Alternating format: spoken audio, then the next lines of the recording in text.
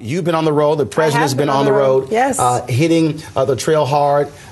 What does this landscape look like for Democrats? Because when you look at polling data, when you look at even projections from both sides, they say Democrats are going to have a very difficult time holding onto the House and stand a better chance of keeping the Senate in Democratic hands. Well, you know, Roland, what we learned during the presidential campaign is that we don't pay a lot of attention to the day-to-day polling.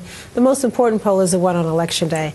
And what the president is doing, the First Lady, the Vice President, they're all out there working very hard to educate people about what the choice is. And this election is really about a very clear choice. Do we want to continue to move the country forward in a positive direction, or do we want to go back to all the practices under the prior administration, which we know didn't work?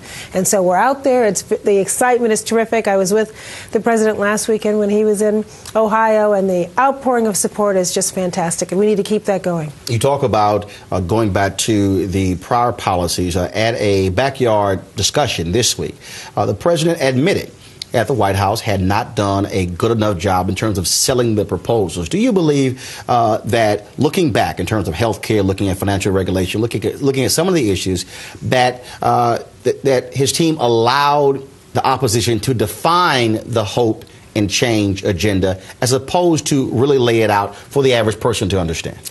Well, you know what? I think when we go back, we could always do things better. We could always be more effective in how we're communicating. And I think what we have an opportunity to do right now is to be very direct and clear about his track record over the last 22 months. And when you look at what he did from day one with the Recovery Act and there are 3 million people working today who would have lost their jobs, over 3 million people, had it not been for the Recovery Act.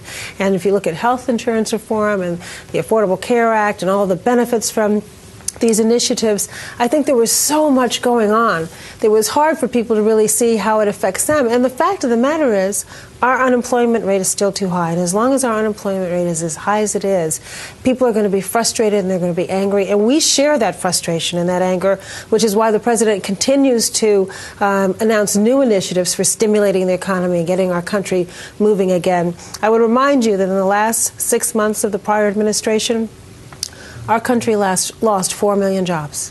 4 million jobs.